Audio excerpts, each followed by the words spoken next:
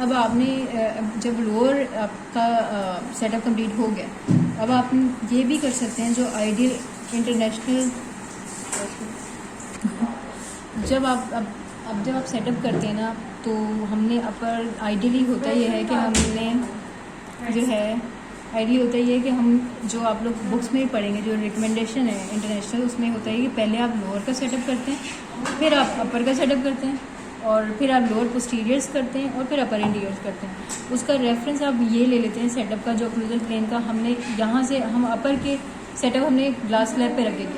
Lower का जब हम सेटअप करते हैं उसमें हम रेफरेंस ये लेते हैं जो ओक्लूजल प्लेन आप इस्टेब्लिश करते हैं। जो लोअर का जब आपने सेटअप करना था उसमें आप रेफरेंस वही लेते हैं। रिम को आप उस ओक्लूजल प्लेन जो आप अपना इस्टेब्लिश करेंगे वो ऐसे करेंगे, कॉर्नर ऑफ द माउथ से लेके रेट्रोमोलर पैड के 2/3 तक जो है आपका एक ओक्लूजल प्लेन बनता है, जो कि इस्टेब्लिश्ड गाइडलाइन है। उस पर आप लोअर ओक्लूजल रिम सेट कर देंगे, उसके बाद अपर रिम उसके मुताबिक एडजस्ट करेंगे। लेकिन हम लोग यहाँ पे अपना फॉक्स प्लेन यूज़ करके पहले अपर का इस्टेब्लिश करते हैं और फिर लोअर की एडजस्टमेंट करते हैं। इंटरनेशनली पहले लोअर को सेट किया जाता है, क्योंकि सारी जो हमारा सेटअप है और डेंचर की फैब्रिकेशन है वो लोअर की रिज की रिजॉर्प्शन को कम करने के लिए, इसलिए सेटअप भी पहले वो कहते हैं कि लोअर का ही करें, ताकि जो सेटअप है वो according to the lower ridge crest हो जाए और फोर्सेस भी at the crest of the ridge जाएँ। इस वजह से पहले लोअर का वो कहते हैं कि पहले किया जाए। तो अगर आप लोअर का पहले करना है तो आप लोअर का इसी तरह ही जो सेटअप मैंने आपको बताया इसी तरह करेंगे, और उसके बाद करने के बाद अगर आप लोअर पोस्टीरियर पहले करना चाह रहे हैं, हमने जब सेटअप कर लिया, अब आप चाह रहे हैं कि लोअर पोस्टीरियर पहले लगे, ये एक जस्ट आपकी इन्फॉर्मेशन के लिए कैसे करेंगे। उसमें करना ये कि जब आपने लोअर का सेटअप कर लिया है, आपने ये चीज़ करनी है कि आप इसको उठा देंगे और उसके बाद यहाँ पर देखो। अब ये अब एक चीज़ मैं आपको बता रही हूँ कि यहाँ से आपने करना ये कि डिस्टल ऑफ द केनाइन से आपने मिड ऑफ द रेट्रोमोलर पैड तक एक लाइन ड्रॉ करनी है। मिड ऑफ द रेट्रोमोलर पैड पता नहीं जा रही है कहाँ है मेरे, अभी मिड पे पता नहीं आई है। क्रेस्ट ऑफ द रिज पे रखनी है बेसिकली, जो ये मिड आ रहा है ना, ये आपका क्रेस्ट ऑफ द रिज बताएगा ये चीज़। अब आपने जो अपना सेटअप करना है पोस्टीरियर का, उसका जो सेंट्रल फोसा है वो इस जगह पे आना चाहिए, ठीक है। और ये या फिर आप अगर अपर का करना चाह रहे हैं तो इस लाइन को रेफरेंस रख के आप इसके जो पैरेलल कस्प हैं वो इस लाइन के ऊपर आने चाहिए। अगर आप देखें तो हमने जो अपर का सेटअप किया हुआ है वो उस लाइन पे ही आ रहा है। फोकस करिए,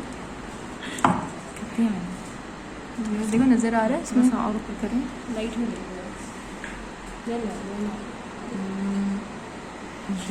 yes. जो अपर के पैलेटल कस्प हमने जो ऊपर की गाइडलाइन भी फॉलो की है ना, वो जो लाइन मैंने एक अभी लगाई है रैंडमली वीडियो में आपके, अगर आप देखें जो ऊपर का सेटअप भी हमने किया है वो उसी लाइन को टच कर रहा है पैलेटल कस्प, क्योंकि वहाँ पे ही हमारे सेंट्रल फोसा आने हैं। नज़र आ रही है इसमें वीडियो में दिखाओ लाइन। चलो अब यहाँ पे अगर आप गौर से देखें जो लाइन मैंने ड्रॉ की है, पैलेटल कस्प जो है वो उसी लाइन के ऊपर जा रहा है, और हमारा सारा फोकस ऊपर का भी सेटअप का यही था, जो मैंने आपको लाइन लगा के ड्रॉ करके बताया था कि इस तरह सेटअप करना है, उसका भी हमारा यही था कि जो पैरेलल कस्प आने चाहिए वो क्रेस्ट ऑफ द रिज पर जाने चाहिए लोअर की, क्योंकि वहाँ पर हमारा सेंट्रल फोसा, क्योंकि पैरेलल कस्प ऊपर के नीचे के सेंट्रल फोसा में जाएंगे, और ये जो लाइन हमारी आ रही है इस पर हमारा सेंट्रल फोसा आएगा। तो आपको साफ पता चल रहा है कि आपके जो अपर के टीथ हैं वो लोअर की लाइन पर टच करें। अगर ऊपर वाला रेफरेंस नहीं रखना, ये तो ऑटोमेटिकली हमारा लाइन पे टच कर गया ऊपर के पैलेटल कस्प। बाजू का हम ये भी कर सकते हैं कि हम नीचे की लाइन ड्रॉ करें और ऊपर के दांत ऐसे लगाएं कि पैलेटल कस्प जो है वो इस लाइन पे टच करें।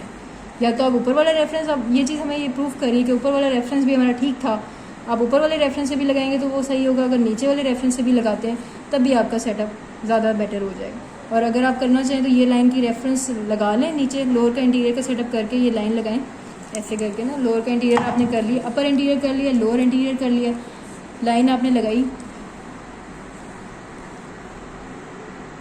ये लाइन आपने लगा ली है।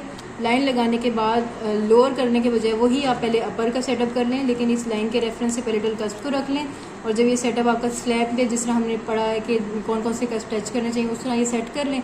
उसके बाद आप लोअर का सेटअप अपना कंप्लीट कर लें नीचे दांत लगा के।